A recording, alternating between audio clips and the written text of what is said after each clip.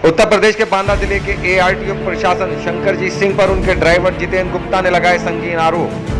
Driver Jitendra ने ARTO प्रशासन शंकर सिंह पर मालिश करवाने का आरोप लगाने के साथ ही कहा कि एआरटीओ ने काम कराने के लिए एक नाबालिग लड़के की मांग भी की थी।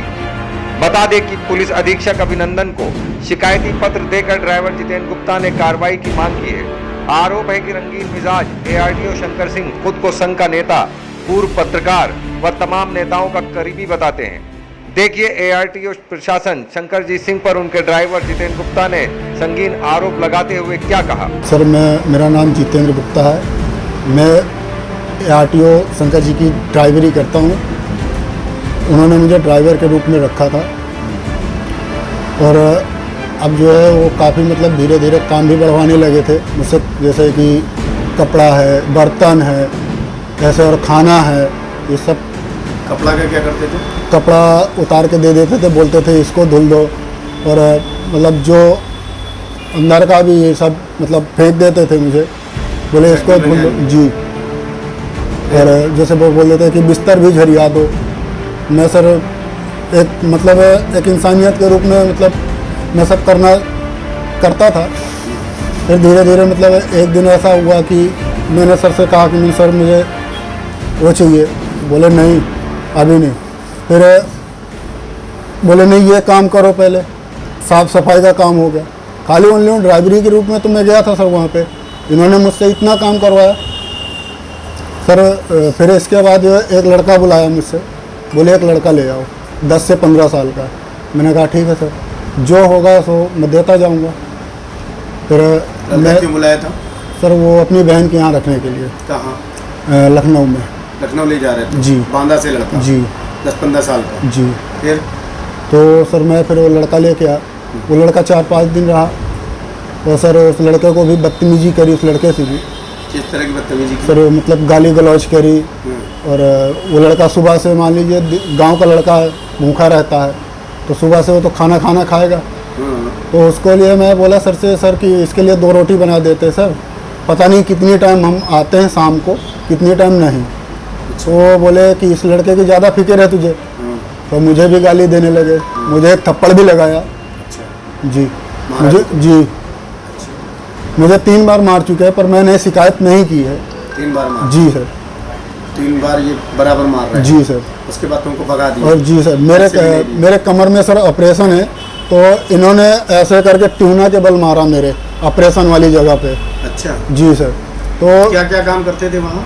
सर वहाँ पे मुझे खाना हो जाता था, ड्राइवरी हो जाती थी, बर्तन हो जाते थे, और साफ़ सफाई का काम हो जाता, कपड़े भी धुलने पड़ते थे, इनकी मालिश भी करनी पड़ती थी।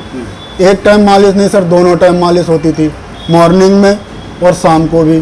दोनों टाइम मालिश करता? जी सर। कितने पैसे में रखा था आपको? सर इन्होंने मुझसे 9,000 रुपये में रखा था और 9,000 से दुगना काम करा रहे थे। आज तक पैसा दिया?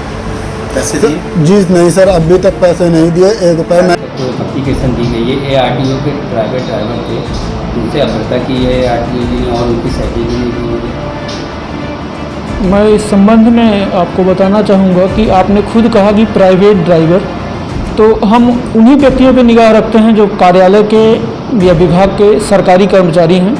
तो किसी अधिकारी का, प्राइवेट कर्मी का, उसका क्या मैटर है, ना तो मुझे अवगत कराया गया, ना उस संबंधित निजी व्यक्ति द्वारा ही मेरे संबंध ऐसा कोई प्रकरण लाया गया। इस संबंध में मैं अभी आप लोगों द्वारा ही बताई गई बातों के आधार पर मुझे अवगत हुआ है कि ऐसा कुछ हुआ है। अब इसके संबंध में मैं बात करूंगा। फिलहाल इसमें हस्तक्षेप करने का मुझे कोई लीगल राइट नहीं है, और इन्होंने पुलिस अधीक्षक महोदय साहब के सामने प्रकरण रखा है, तो वहाँ द्वारा निश्चित जांच कराई जाएगी।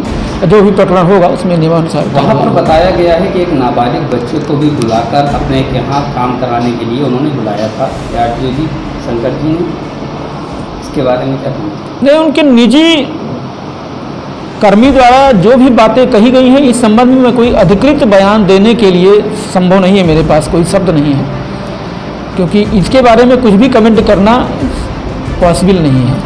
उनका जो प्राइवेट ड्राइवर था उनका लाइसेंस भी रद्द किया गया है ऐसा बताया, और उनके पास लाइसेंस नहीं था पहले। बगैर लाइसेंस के कैसे गाड़ी चलवा रहे थे, जो कि परिवहन अधिनियम के तहत नहीं है, दंडनीय अपराध है।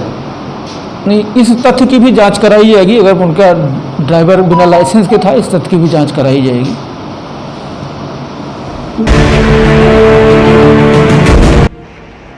बांदा में अस्पताल की अव्यवस्थाओं को देख बांदा के नए जिलाधिकारी के तेवर हुए सख्त। नए जिलाधिकारी अनुराग पटेल बुधवार को जिला अस्पताल में एंग्री यंग मैन की भूमिका में नजर आए।